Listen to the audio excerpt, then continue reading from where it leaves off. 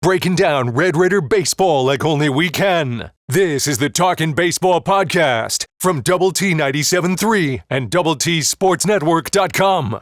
Welcome into another episode of Talkin Baseball, episode number 3 of this podcast, alongside Jamie Lent. I'm Chois Woodman, still in the fall edition, but the Red-Black series has wrapped up. We'll get into that, talk a little position battles as we look towards the spring, as well as rotation potentials, just overall reaction. And let's start there, Jamie. As Red-Black series wraps up, I mean, no one cares who actually won Red-Black. I think it was black this time. It's kind of hard to keep up. 3 games to 2. Yeah, but what was your reaction to what we saw during that series? What stood out the most for you? Well, I think you would start with the offensive firepower that the Red Raiders have, not just with their ability to hit the ball out of the ballpark, but a lot of different guys really putting together really quality at-bats, getting on base a bunch, and showing, whether it be just singles or hitting the balls into the gap, that you had guys that could really run. You were really aggressive on the base paths, which was fun to see as well. So just a lot of different guys on both teams that contributed and had some monster days. It feels like Davis, Rivers, and Damian Bravo really finished up really strong. A couple of returners for the Red Raiders, and that was fun to see. Whereas Antonelli Salvatore he was the leader in the clubhouse of MVP after the first 3 games, and he quieted down a little bit in Game 5, but still he had a really, really good series, and you're excited about him moving into the spring. So there was a lot to like about what you did offensively. I think the questions I have, Jamie, as we move towards the spring is what sticks. I mean, you kind of say same thing. We've compared fall baseball to spring football, and there's a lot of overlap there because it's your own playing against your own. So are you really that good of an offense? Does your pitching need an upgrade there? What does that look like? And then the part I'm most curious about, what sticks, is the small ball, or the running on the base paths, that sort of thing that we saw quite a bit in this Red-Black series. Is that just testing things out, kind of spring training style, or is that something we're going to see moving into the spring? Yeah, those are all really good questions, and I do think a lot of times you look at those high-scoring Red and Black series games and people think, oh man, our offense is good, but holy cow, our pitching is bad. Okay, right. And you have to remember that the more familiarity that a hitter has with a pitcher, right, it gives them a massive advantage. So when these guys in the fall, even in spring scrimmages, are seeing the same pitcher every week, 3 at-bats or whatever, it gives the hitters a big advantage, really big advantage. Plus, in the fall, a lot of times you have guys working on different pitches or maybe a different release or doing things a little bit differently. So they're working on things while they're at the same time facing live hitters. And so it's going to favor a lot of time the hitters. And so I don't think there's reason to panic about the pitching staff. I definitely would tell you, moving into the spring, I feel better right now. I feel like there are more knowns as far as the lineup goes than with the pitching staff. But I don't think I would be panicking or really worried at this point about pitching. Also, that some of the guys that you're going to use in the spring, you didn't even use in the fall. Some of your better arms that you already feel like you know things about, so you're not going to use them as much. So the one thing that I would say I really hope sticks is a really good offense, okay? Yeah. A really good offense, a versatile offense that can score in a bunch of different ways, has a lot of different guys up and down the lineups that can do damage. What I don't hope it sticks is that you're giving up so many runs, right? I think defensively, which was an area where you struggled a little bit last year, I think you were solid this fall. I think that I think Tracer Lopez specifically at shortstop was who played the majority of the time at shortstop. I thought he was really good. I thought Pompey moving over to third base, he looked really comfortable there. And so those were a couple of your 2 shortstops last year that both at times were good and both at times we know struggled, and it cost you some games last season. So hopefully that has kind of shored itself up a little bit. I think behind the plate, I don't think you're losing much defensively when you lost Kevin Bizzell to the MLB draft, great player. I think Dylan Maxey's got a strong arm. He's not Yeah. afraid to use it. He's a good receiver behind the plate as well. So I don't think you're going to lose much there in that key defensive position. And then I think you're going to be better out there in center field as well, which with whichever of the three guys, we'll get into the position battles later, Yeah. that you put out there. I think you've got three really strong defenders who can also hit, so that's good to see as well. So those are a couple of the things, or a few of the things that I'm kind of interested in moving forward. When I kind of look at these positions, and it's nature to compare it to last year and what you had before, but last year was not a great season for, especially in Texas Tech standards. I look and I think, man, I think you've upgraded there. I think you've upgraded there. There may be some questions in certain spots, like when you lose a guy like Kevin Bizzell. That's obviously a big one. But overall, it feels like when you look at it position by position, this team as a whole seems to be trending upwards heading into the spring compared to what you left last year with. Yeah, no question. I mean, losing Kevin Bizzell was big. He was a great hitter, a great catcher for you. But I think Dylan Maxey is kind of the unsung guy on this team. I agree. As far as last year, whenever he got his opportunities, he came through. He never at the missed, plate, yeah. behind the plate. Yeah. He was good. He was really good. So I don't think there's a drop-off there. You can talk about losing a Cade McGee over there at third Sure. base. He was a really good player for you. Finished the season really strong. Got to double digits in home runs. Transfer that came in. He was good defensively as well. I think T.J. Pompey, if he's your starting third baseman, I'd throw Peyton Scholes in the mix as well. I think both of those guys are really good. It doesn't feel like a massive drop-off to me losing McGee and having those guys play that position. Garrett Bain will be in the mix there at third as well. Obviously, you lose Gavin Cash last year, your first baseman, and that's going to be difficult to replace, no doubt. Now, did he have the monster season that he had 2 years ago? No, but he's still got the 15 home runs and drove in a bunch of runs for you, so it was definitely a big hitter. Defensively, you're way better with Robin Villeneuve playing first base. There's no question. Yes. No question. As I've said before, best defensive first baseman the Red Raiders have had since Eric Gutierrez, as far as I'm concerned. Both fielding balls and picking low throws. He's terrific. Okay. Now, can Villeneuve, do the same at the plate? That'll be a challenge. I mean, he's a guy that played on the national champs last year at Tennessee. He's got crazy power, right-handed hitter, crazy power. But there's also some swing and miss there. So, can he, hit well enough to stay in the lineup and drive in a bunch of runs? I think he's got the potential to be massive for the Red Raiders if he's able to do that. So defensively, I do feel like you've upgraded, and overall, he's a big part of that because the first base position is so important as far as that goes. And I don't think you, despite the fact that you lost some really good players, I don't think you're going to be sitting around, really lamenting the fact that those guys are gone just because you have quality players that have replaced them. Yeah. So, kind of in that conversation already, but looking at position battles going towards the spring, Jamie, what's interesting about some of these battles is there's some guys you can guarantee are going to be in the lineup in the spring, like a T.J. Pompey who's battling for that third spot. If he's playing third base or if he's playing short or whatever, he's going to be in the lineup. Sure. I think you could say the same thing about Damian Bravo, whether he's playing second base or playing left field or whatever it is. There's a handful of those guys that are known commodities that will be there. So that's what kind of makes some of these position battles interesting, is the where those guys end up. But what are the ones that stand out to you the most coming out of the Red-Black series? And I think also sometimes you talk about a position battle. For example, second base, right? Yeah, right. Antonelli Salvatore had a terrific fall. Okay, really finished really well in the Red and Black series. Sure did. Yep. Okay, he was terrific there. One of your best hitters in the Red and Black series. Damian Bravo, I think, played a great second base all fall long as well.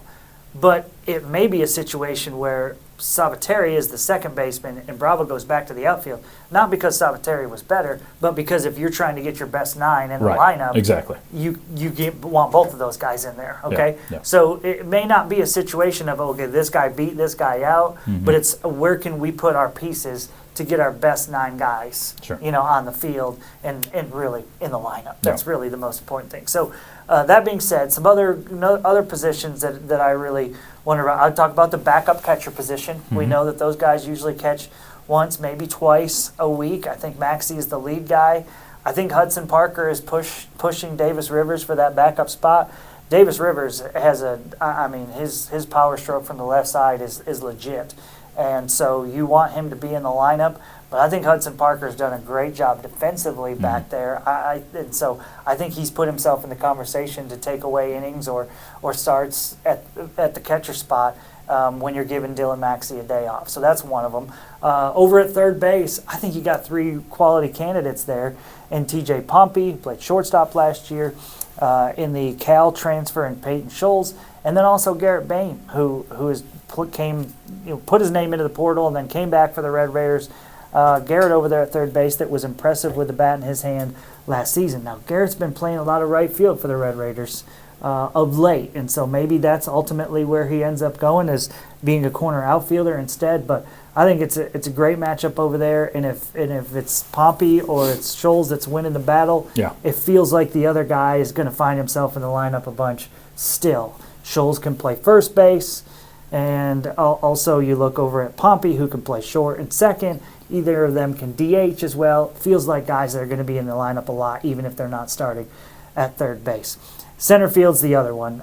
You bring in 3 new guys. Three new guys, okay? Kyler Thompson would be the veteran junior college guy from Galveston, who can really hit, who can really run. Really good. Yeah, he's got great outfield instincts. Not a power hitter, but a ball and play guy, terrific speed, bunt singles, infield singles, driving balls into the gap, let him run, steal second base, steal third base. Really impressed with the way he plays defense out there. So he's one guy. Kendall Johnson is another guy. He's a freshman. Out of Little Elm, hits from the left side of the plate, can really defend. I made numerous diving catches to rob guys of extra base hits. There were several times this fall where I'm like, okay, that ball's down, and somehow he gets such a great jump on the baseball. So yeah, defensively he was very impressive. Yeah, as a left-handed hitter, he's got a little pop as well. Yeah. So still coming along, just a freshman, but right. I think he's a terrific player. And then one of the big question marks, I think this team, I don't want to say it's a question mark, but it's for the fans that are wondering about.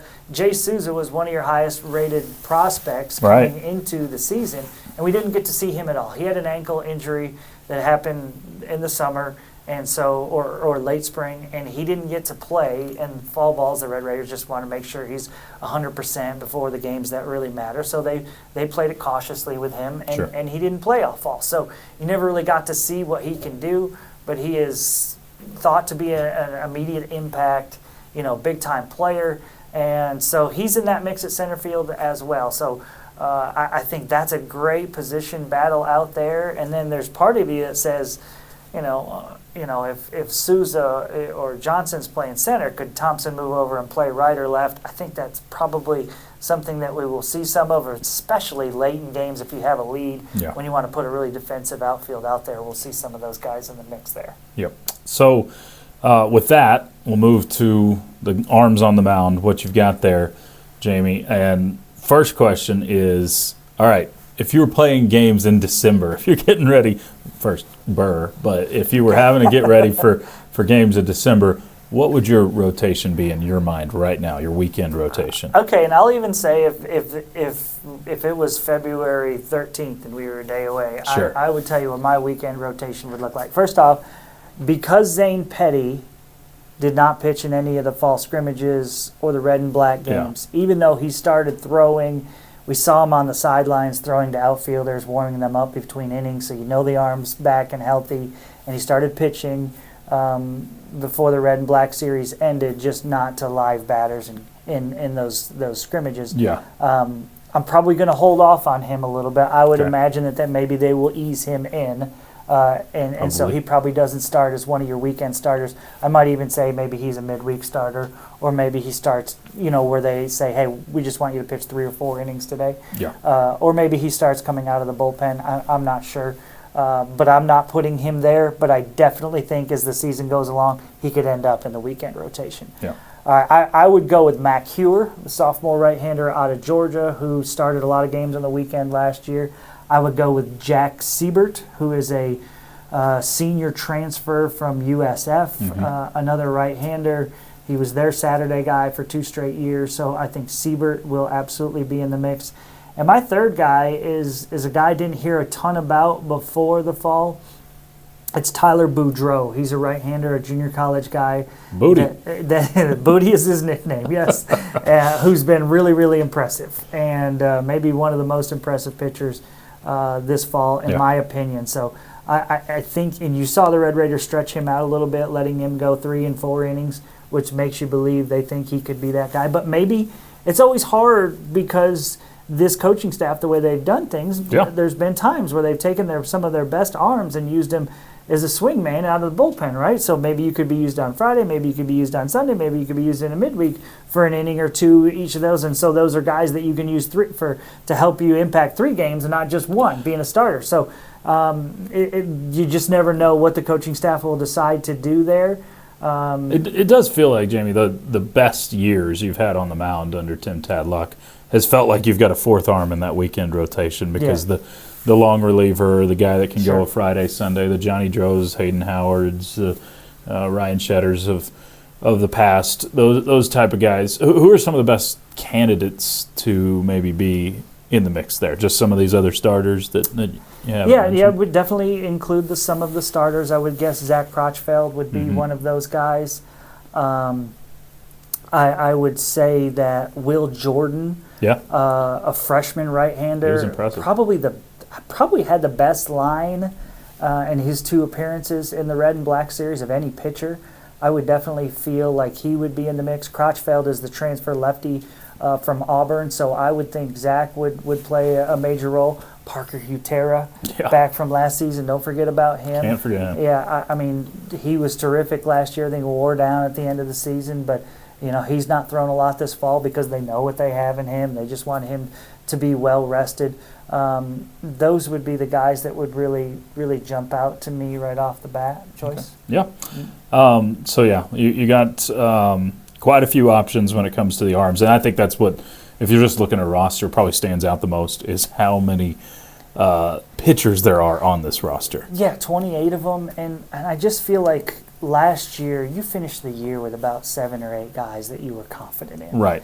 And because we just talked about Hutera maybe getting overused at the end, it was because there wasn't enough, there weren't enough arms that Coach Gardner and Coach Tadlock could go to. And I think you just have a lot more guys this year heading into the season. Now you got to get some luck and stay healthy, but I just think you have a lot more really quality arms. Yeah. You've done a great job with the junior college class.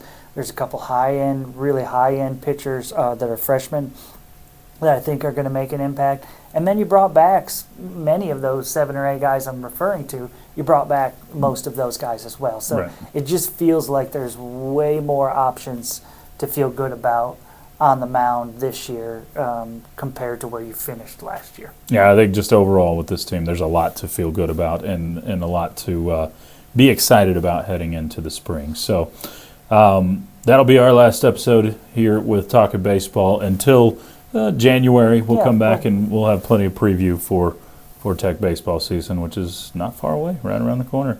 Yeah, we're about 3 months away. 3 months out. So can't get here soon enough. So appreciate you listening, tuning in to Talkin' Baseball here with Jamie Lent. I'm Chois Woodman. It's powered by Double T 97.3. Breaking down Red Raider baseball like only we can. This is the Talkin' Baseball Podcast from Double T 97.3 and DoubleTSportsNetwork.com.